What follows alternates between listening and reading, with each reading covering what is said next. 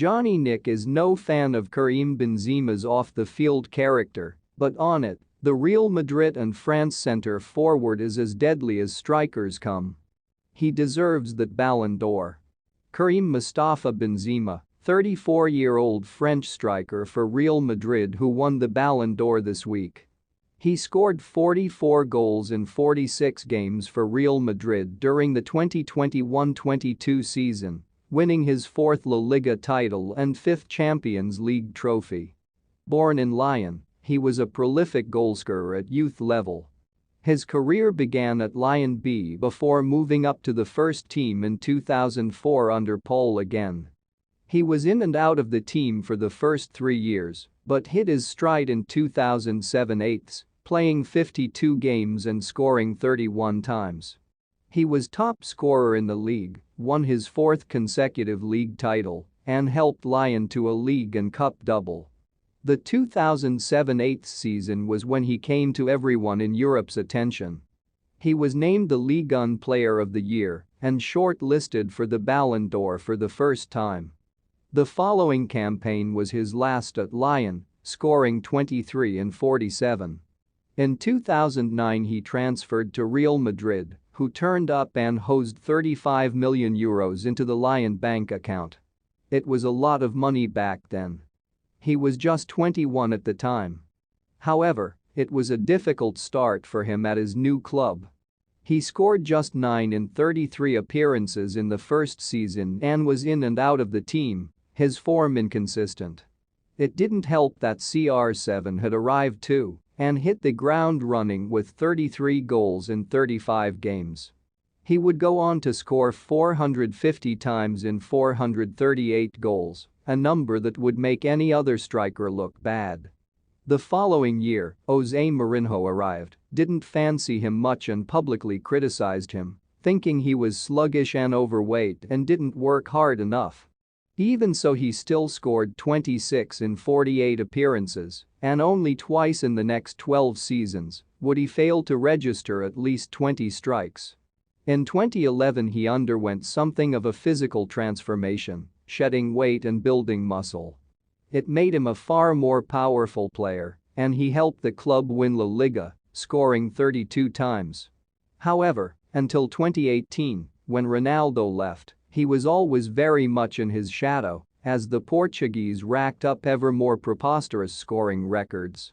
But Benzema plugged away, making 40 or 50 appearances every season, increasingly doing a lot of Ronaldo's work and making space for him to score.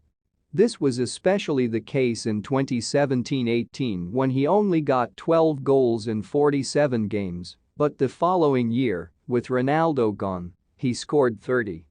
The Ronaldo shackles were at last off. He's now scored 431 goals in 860 games, and this year, despite being 34, seems to have hit the best form of his career.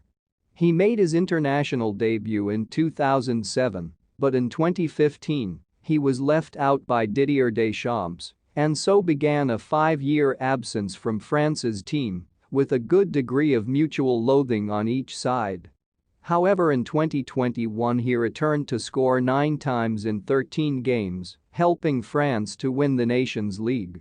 Along the way, there was the no small matter of his arrest for having sex with a 16-year-old prostitute, which went to court but was thrown out for lack of evidence that he and his co-defendants knew she was 16. And if that wasn't enough, in November 2021, he was found guilty of conspiring to blackmail Mathieu Valbuena with a sex tape, for which he got a 1-year suspended sentence and a €75,000 fine. So I think we can say that he is no angel, and that is to understate it radically. He can play anywhere across the front, out wide or as a number 10, and that flexibility has kept him in many different lineups. Throughout those years playing in the same side as CR7, he worked so hard, running the channels and occupying defenders, to make room for his fellow striker to score and frequently hog all the glory. The fact for all but 2 of those seasons he still netted over 20 goals is a testament to his ability. Had he been a main striker throughout, He would definitely be one of football's all-time highest goalscorers. Even at 34, he shows no lack of hunger.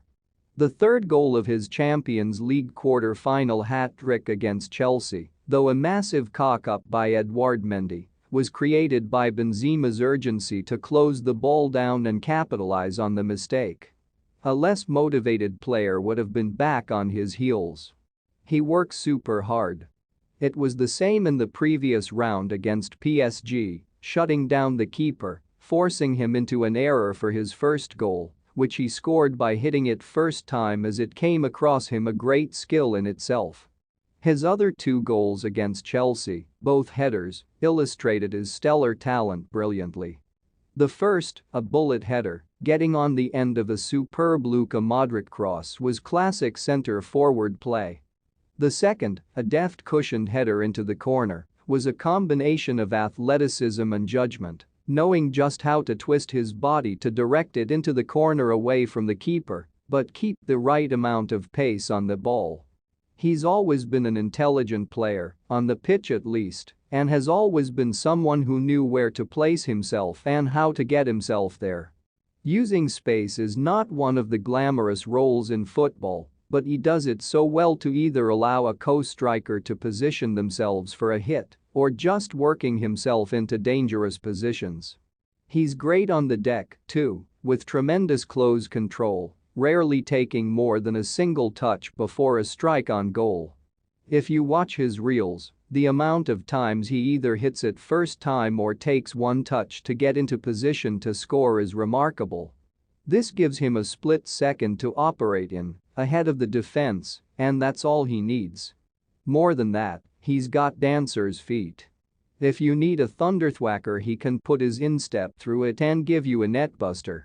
He loves a volley and a half volley. But he can side foot a ball with accuracy or use the outside of his foot to devastating effect.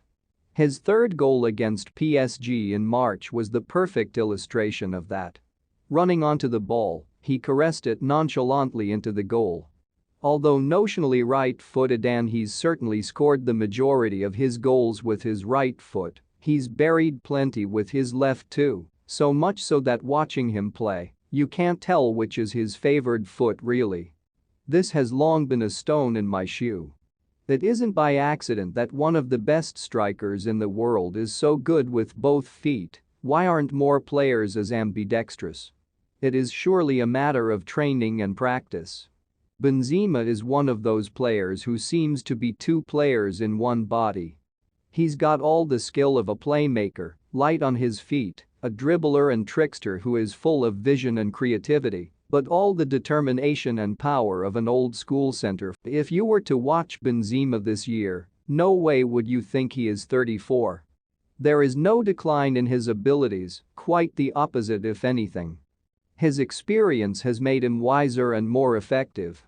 He hasn't had any long-term serious injuries in his career either, so there seems no reason to assume that he hasn't got 2 or 3 years at the top left yet, and then maybe a swansong back at Lyon to wind things up. His off-field activities have definitely put a big cramp in his image. You can't be blackmailing people with a sex tape and expect people to think you're a great guy. And indeed, that whole affair is bizarre and not a little weird. None of those involved needed money, after all. But football traditionally doesn't care about anything that happens away from the pitch as much as it really should, and it has never affected his gainful employment. But there's no denying his football prowess. At 34, he is still one of the finest strikers in Europe right now. Still a man who strikes fear into the opposition. And a Ballon d'Or winner to boot. He will hope for even more with France and Qatar this winter. Thanks for watching this video and kindly subscribe, like, share, comment and click on the notification bell. Latest football vibes.